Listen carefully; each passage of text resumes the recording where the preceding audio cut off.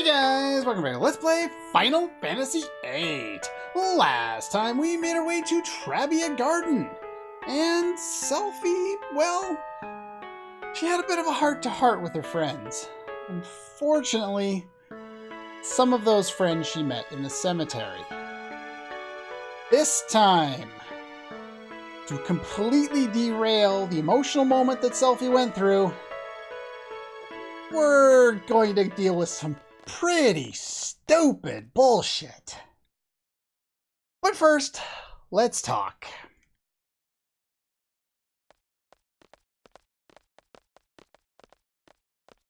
Are they on their way? Or are they even coming at all? We still have to find her. What are you up to? You've been doing some thinking, huh? Haven't come up with an answer. You've been doing some thinking. Can't stop thinking about it and you can't come up with an answer. Answer to what? You never told me what you were thinking about. Yeah, why did she show up all of a sudden? She waiting for the opportunity.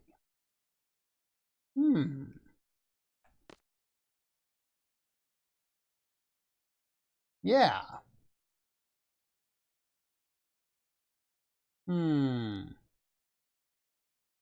That would make sense based on the information that we currently have. Can't seem to imagine anything else.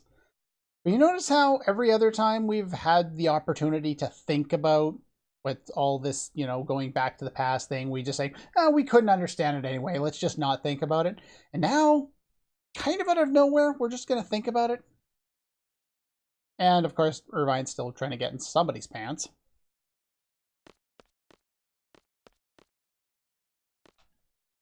Yeah, you already said that. Didn't I already talk to everybody? Yes, you already said that. Did you already say your thing? You already said that. So I got to talk to Irvine twice. Okay, we already did that. Okay, you had to go further over to the right. I forgot about that. Well, there's your basketball.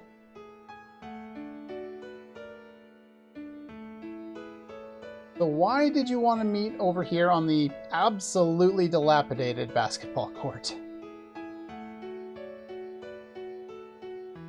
Sure thing, Selphie.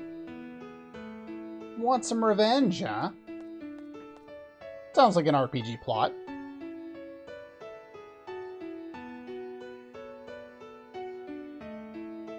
Okay, let's see. We met Rinoa. She was the leader of a rebellion faction that fought for independence. We later found out that she's not very good at fighting when she tried to go up against the sorceress by herself. Now she doesn't want to fight at all. Well, that was fast. She completely changed your mind, huh? Yeah, what are you talking about?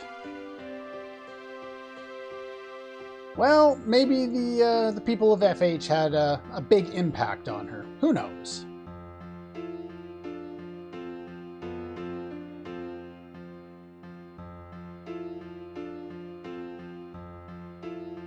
They're all scared and uneasy. They do is complain. They just pretend to be thinking. I've been there. I really need to think about this problem. And every time I have to think about that problem, I end up generally thinking around it instead of thinking and focusing on that in general.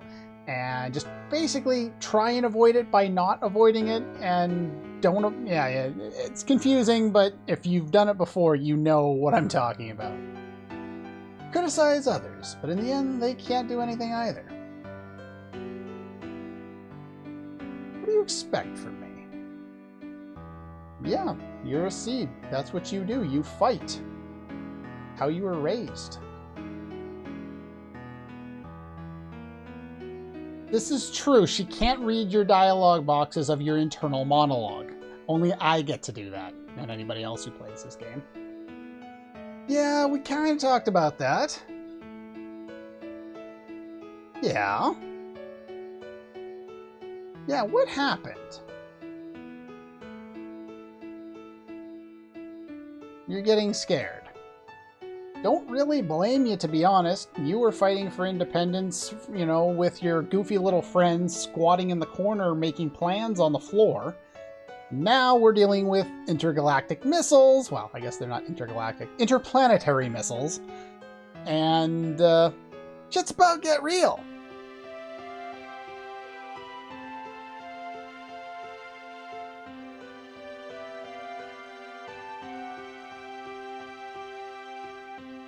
Now, this would make sense. Everyone else, including Irvine, who, although not a seed, is at least trained for combat, she's the only one who has had no training. She had her own life experience to train her to some extent, but I suspect it wasn't the focus training that the others got. And it would probably be more specialized and less generalized for different situations.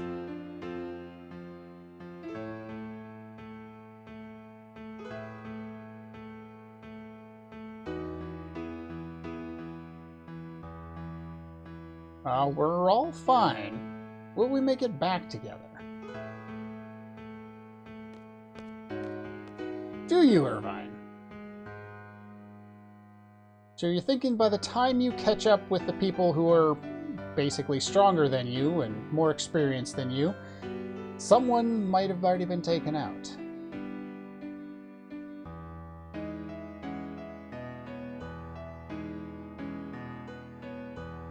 That's why you fight. 4 or so. You were in an orphanage. Yours. 2 points. Plenty of kids, all with no parents. Around the end of the Sorceress War, so I guess it couldn't be helped. That's where you were. Oh, look at all the kids. Isn't that cute? There was one very special to you. You were 4. I'm sorry. I guess that's probably not fair. I'm thinking through the lens of how Irvine is now and a ladies' man. So I guess at 4 you can have, you know, like a really good friend. So, okay. Fair enough. Fair enough.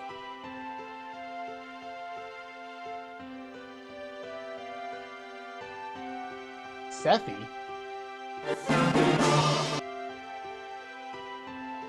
No, not that Sephi. Different Sephi.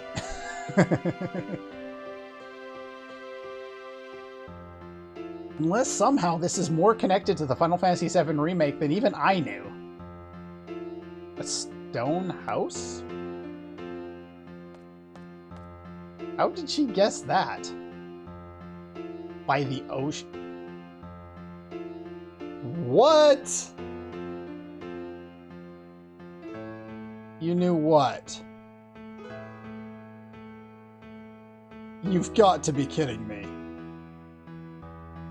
Seem to have forgotten.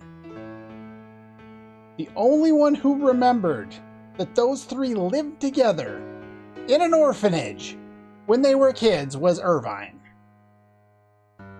Spunky little Sephi and bossy little Quisty. That is weird.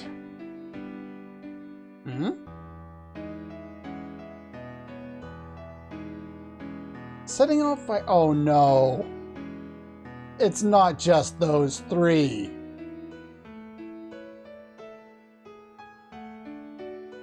Zell was there too, was he? And now Squall's here.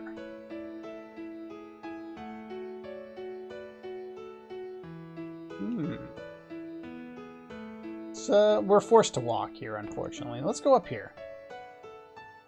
Whenever they tell me I'm supposed to go in a specific spot, I specifically avoid going in that spot. Can I go in through here? Nope. Matewin? There's a sister. Oh, he disappeared. What's going on here?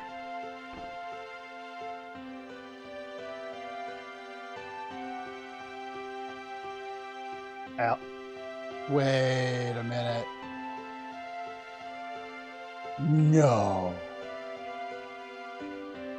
By the way, you can't go that way.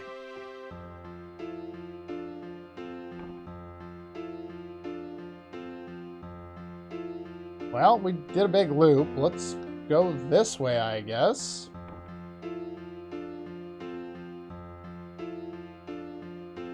Now what? We have seen this kid before. Shameful sight, huh?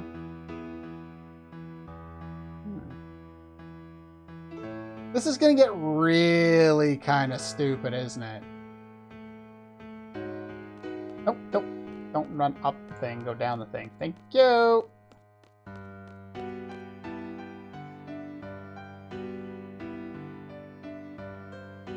Yeah, I'm not sure how they're creating this scene that he's showing them, but sure, why not? Maybe he's got a picture or something. We set off fireworks, huh? Yep, there's Loudmouth Zell. Kids aren't supposed to play with fireworks. I'm gonna tell on you. Crybaby Zell, go back to bed. I have a feeling you were probably there. We all got in trouble. Yeah, what about your parents? You do have a mother. Must have been adopted. Well, if you were at an orphanage, that's entirely likely. I was there. Who's this Matewin?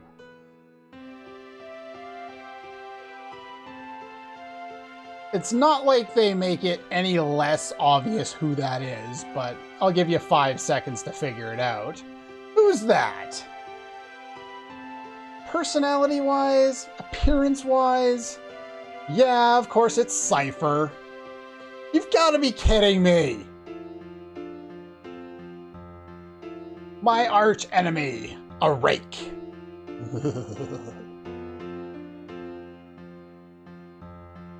Cypher was there too.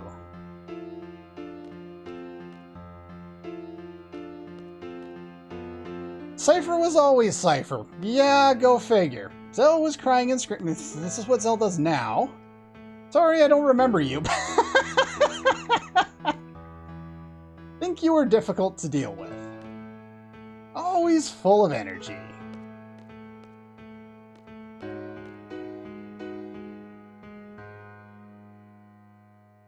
Cypher was there too. Except for Renoa, we were all there. That means the guy who decided to walk off screen, yeah, I was there too, because what the fuck? Yes, this guy, as you might have guessed from the fact that we only saw this when Squall was either passed out or contemplating things, was indeed Squall as a child. Waiting for Sis to come back, huh? But I'm doing my best. And I'll be okay without you. Now, one, this gives us our reference point of why Squall wants to be able to do things by himself and doesn't want to rely on others. Because, well, he had a sister who apparently he relied on, and that sister disappeared. And he had to do everything by himself. You didn't turn out okay at all. No, you didn't. Sis L. Yeah, the bullshit just keeps piling up. Alone with Sis. Do I have to explain all the... How does this happen? How does everything get combined together? It's like, yeah, by the way, we all knew each other before, we all went separate ways, and then we all just happened to meet all together again.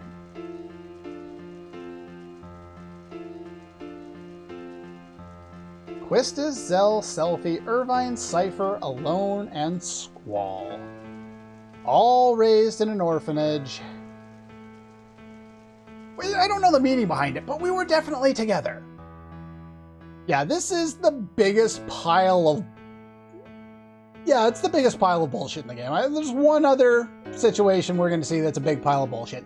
This is bigger. This is worse. Yes, indeed. Wanted to change the past. Only be one reason. Why the past sucks or the present sucks.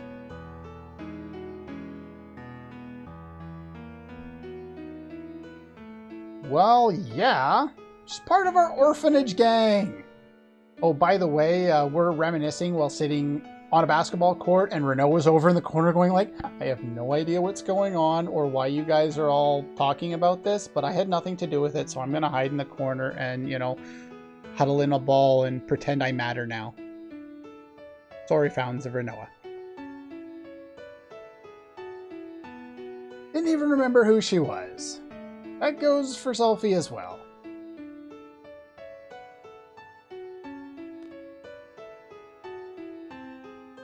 Not your real parents. He does have a father, though I don't think he ever makes an appearance in this game. Wonder where the orphanage is. I can never remember who to talk to first. It's either Irvine or Cypher. Or Irvine or Quistis, sorry. You, Squall, you kept hogging her for yourself. Sure have a good memory. I missed the line of dialogue with Quistis. Oh well. I don't think I was adopted because of the way I am. Somehow that doesn't surprise me. I don't think you would have been a very fun kid to deal with. 2 must have been at Garden by the age of 5 or so.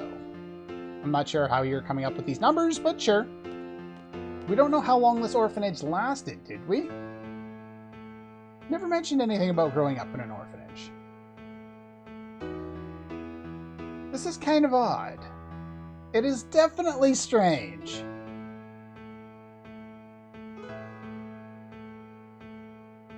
So you had lots of fun in Terabia and forgot about your childhood. Now, to be honest, is everyone going to remember their past like this? Probably not. It's very unlikely that you're going to remember back, you know, what exactly happened when you were 4 or 5.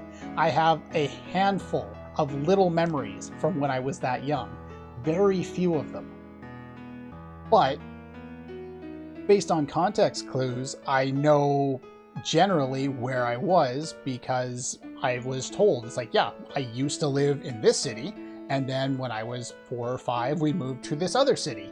So since I have this memory in a house that I don't recognize, it must be from this earlier city. But in their case, having 4 out of, well, I guess 5 out of 6, including Cypher, forgetting that they even lived in an orphanage at all seems a little far-fetched.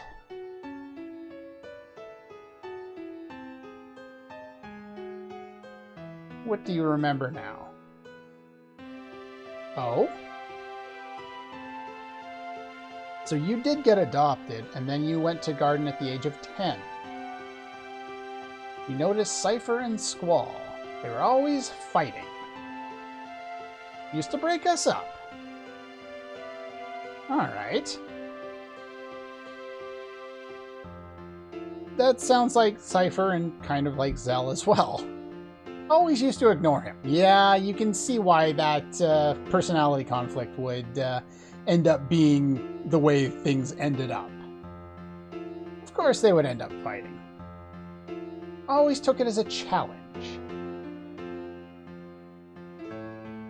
He would say, gotta do my best by myself, or else I won't be able to see Sis. And somehow, over the years since then, he's forgotten that he even had an older sister. Trying to take Alone's place. Now the thing is, Alone is not biologically Squall's sister, or any of their sisters for that matter.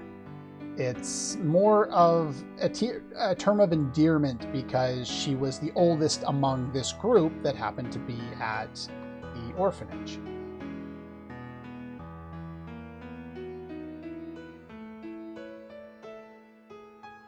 Didn't stop thinking about... Whoa. Well, I guess we kind of saw that early on in the game, didn't we? Thought it was love. Had to hide my feelings because I was an instructor. Good job of that, you did! You hit on him all over the place in the early game. Come to realize it wasn't love. Childhood feelings as a big sister that lingered. So yeah, she's 1 year older, and I guess at that age, you know, you're a little bit of an older, you know, sibling figurehead, but I don't think that really lasts going this far, you know, when you're, you know, in your teens. You know, I have 2 younger siblings. One's 4 years younger than me, and the other is 7 years younger than me, I believe. And I don't know, I don't think 1 year would be a huge difference maker, but ask me to ask my nephews in 10 years, so I don't know.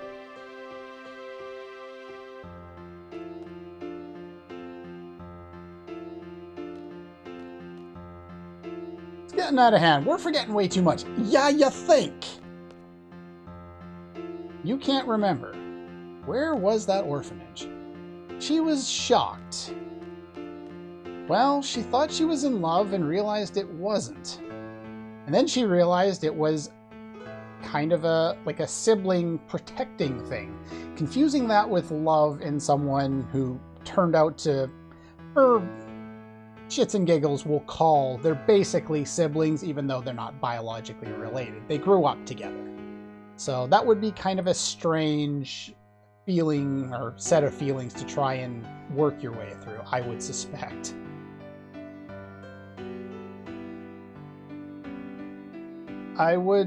Well, now this is interesting because that actually makes a lot of sense. Quistis stops hitting on Squall around the time that we meet up with Renoa, and when Quistis comes back into the party after that point, I don't think we get any, you know, real tension like we did earlier on in the game.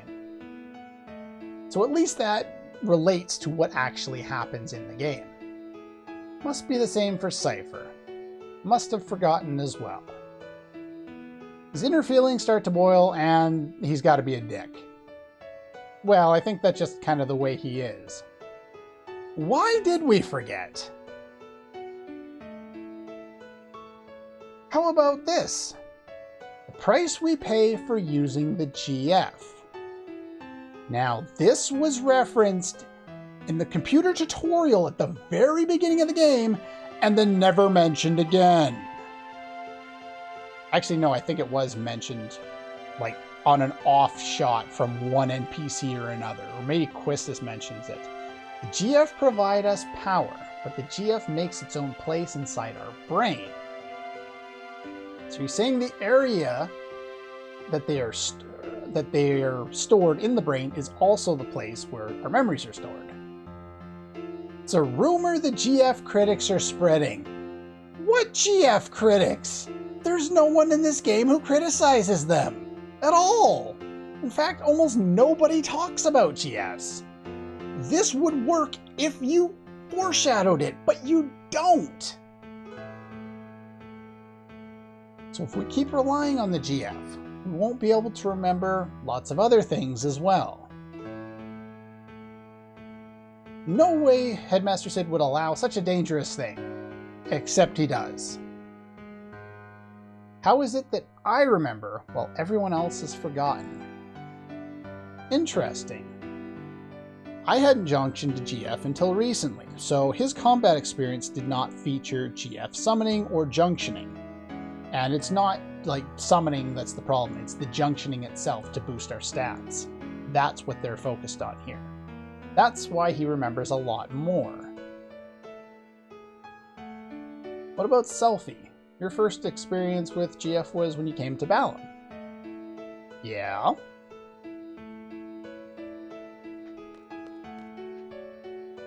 Gave up our memories in exchange for power. Because of the GF that we forget. Other forces refrain from using them. Again, no one mentions this. You have a confession, do you? I missed talking to Irvine there. Oh well. But yeah, the idea behind this, you know, giving up your memories in exchange for power, this is an interesting concept that I welcome wholeheartedly into this game. It's just the way they get about it and the way they explain it is stupid. Went out on an outdoor training session, found a GF inside one of the monsters you defeated. Not the way it works now, but sure. Junction the GF for a while, so you have GF experience too. Can't remember the name of the GF. Well, that's random. Must be the GF's fault. So weird. What should we do? Well, sadly enough, Squall's right. What do you want to do? You want to stop using GFs and do the rest of the game junctionless? Probably not the smartest thing in the world, though there are guides on GameFAQs for helping you through doing a junctionless playthrough of this game, which probably involves running from most battles, I would guess, because the lower the levels you are, the easier the game will be. As long as we continue fighting, we're indebted to those powers. There's a price to pay, and if we want to survive, we're going to have to pay that price. Let's keep a diary. Always have something to remind us.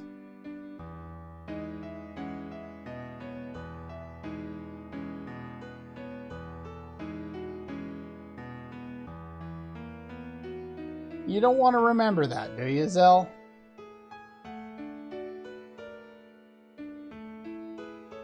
Fair point, Zell.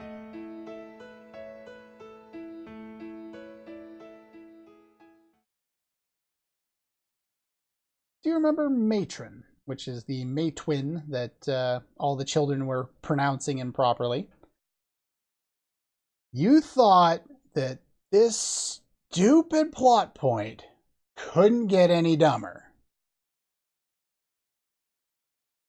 Well, you were wrong. See a resemblance?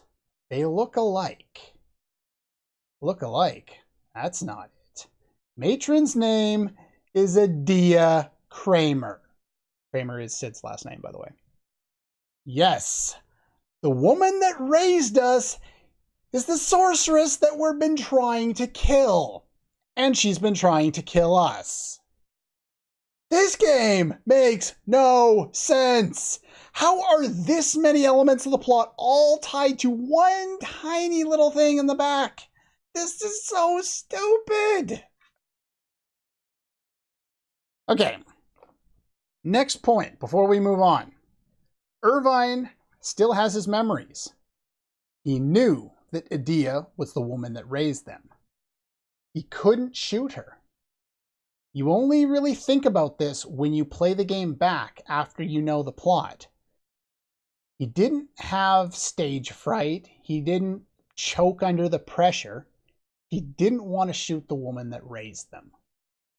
And I can completely understand that. They never, as far as I remember, acknowledge this in-game, but that's what happens. Or at least how I'm interpreting how, you know, that whole situation went down, because it's the only thing that makes sense. Irvine hasn't done anything else in the game, nor will he do anything else in the game that will make us think that at any point he would choke.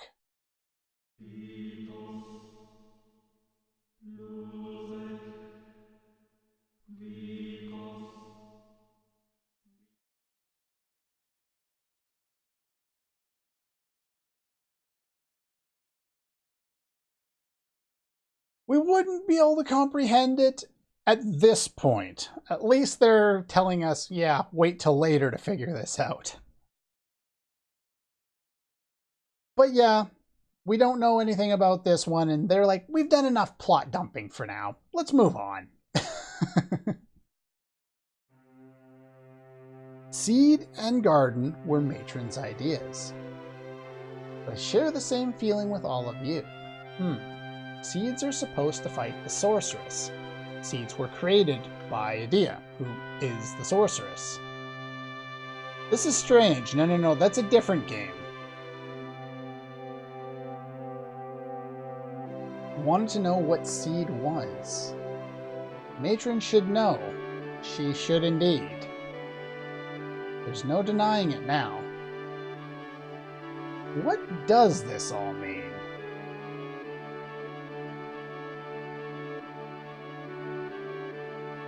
Now, I'm going to get into this much later in the game, but when I talked about the Squall is dead theory at the start of Disc 2, and I said things were going to change, you can see how much things are starting to mold themselves around Squall and his party, as opposed to Disc 1, where we were focusing on the whole world and this political turmoil in general. Everything was generalized before. Now, Squall and his group are right in the heart of this entire situation. You start to see kind of a change in focus for the game. And that's to be expected, but going from what we had, this generalized view where we're just small pawns in this whole situation, to being really kind of right in the middle of all this stuff without even knowing it and having no memory, I don't like the way they do it.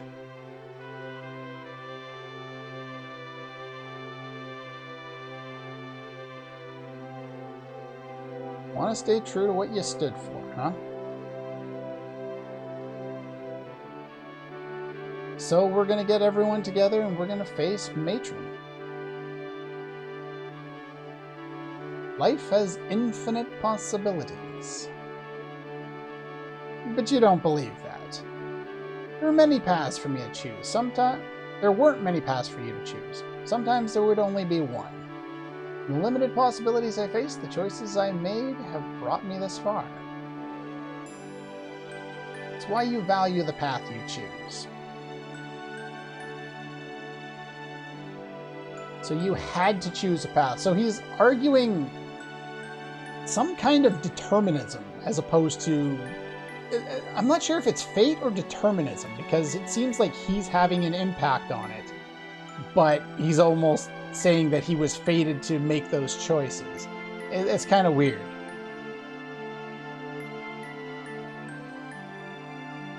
Might lose something very important on account of the GF, fighting the woman who raised us. It's not like I drifted here on the tides. Here because I chose to be here. So you are arguing determinism. More importantly, we all grew up together. And we're all separated. Couldn't really go out on your own as a kid. No other paths to take. But somehow we're together again. Just by coincidence. Though a lot's changed. We're not kids anymore. Strong enough to take care of ourselves. Make our own decisions. We're confronting a very big one right now. Do we fight her or not?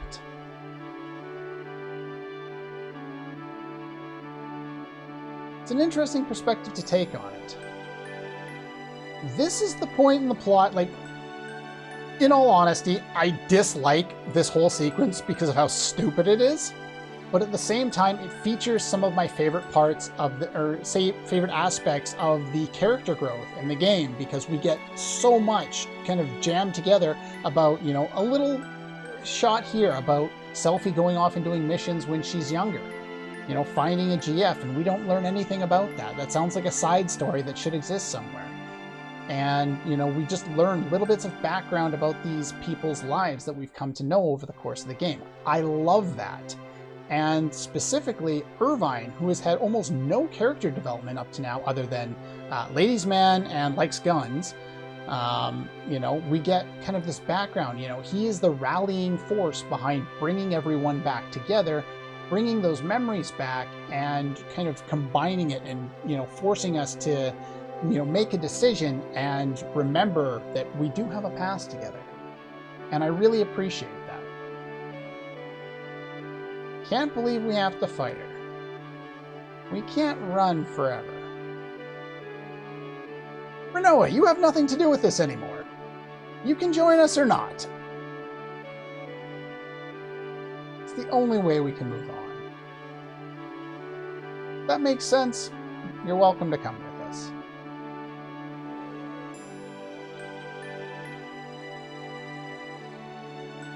But yeah, she no longer has really a plot reason to stick around unless they give her a new one. It's a gift from the fairies. Yeah, Laguna talks about the fairies every once and again. It's just their magical BS excuse for random stuff happening, or magical things, or unexplained things. Yeah, I don't think it's too hard to grasp the fact that it's snowing in a continent that's covered in snow. You know, it just doesn't seem like a strange thing. We might find a clue. Why Matron turned out like this? Probably has to do with something that happened in the past. Past is the past. It's over and done with. Despite that truth, I find it's not going to change the present. Strange dialogue.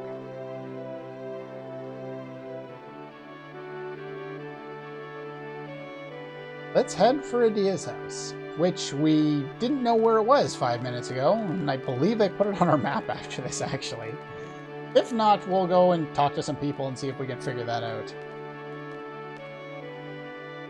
Renoa. You made a decision. Will you come with us? Not quite. If you think too hard, you'll become lost. I think that's what everyone's afraid of.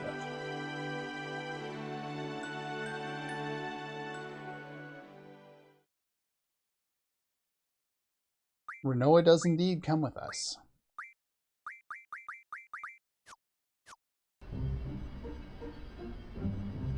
And for some reason they move our garden a little bit closer. Anyway, is there anything else we can do? Sure, we'll do one more thing.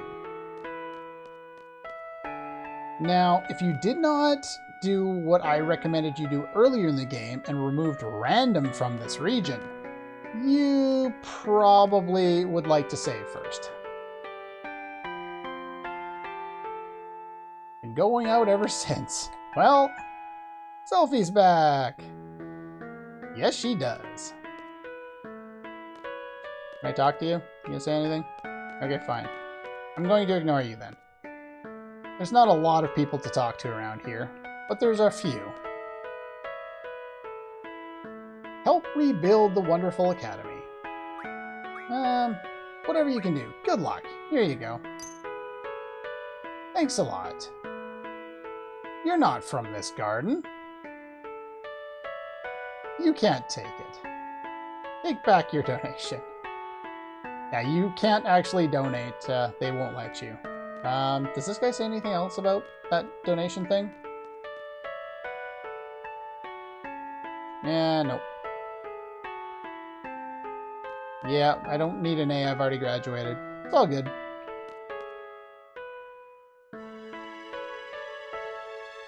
Now, he says they used to meet here. I'm assuming this wasn't a graveyard before. This is the draw point, the zombie one that was invisible before when I didn't realize that I didn't have Selfie in the party. Yeah, the lady with the asking for donations is over there. I don't think we need to talk to anybody else over here, actually. I don't think they did anything particularly interesting. But yeah, good day for cards. Now, if you haven't removed the random rule will be here.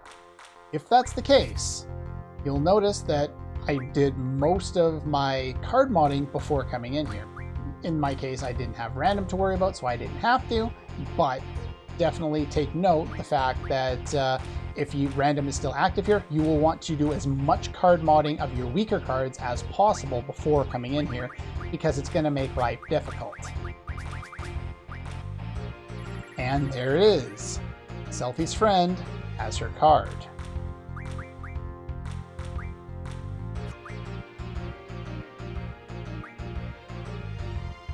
And I'm safe to do that. Perfect. Well, that was fun. I think I win.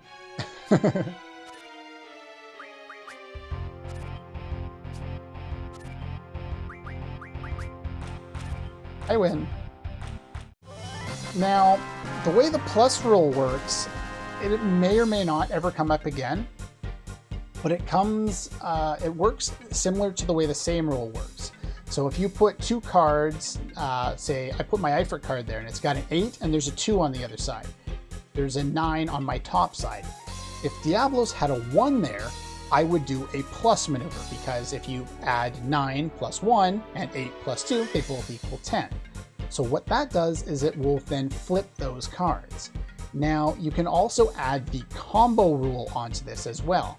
So in the case that, say, that card that got flipped, say the Diablos card got flipped and it was able to flip another card, or in the case of the Elastoid card in the bottom middle there, if that card was able to be flipped by the plus rule, and then you can see it's got a 7 there, and that 7 is able to beat the other card, let's say that other card was already down there or something like that, then I would have been able to combo it and flip that card as well. It's a really difficult rule to play against, because even if you have really high level cards and the enemy has crap cards, they can still end up beating you because they come out of nowhere when you're not paying attention. Very easy to lose to the plus rule, and we definitely want to make sure we leave either the plus rule or the random rule here for later. Trust me on that one, it is vitally important. Here's the selfie card. That's pretty much all the time we have for today, and that's pretty much all we can do in Trabia. There's nothing else here to do, really. Next team isn't here yet. He overslept. Sounds like me. But anyway, that's all for this very long episode of Let's Play Final Fantasy VIII. Next time, wrong button, we need to go and find Adia's house. Wonder where that could be. That's all for this one, and I'll see you guys next time.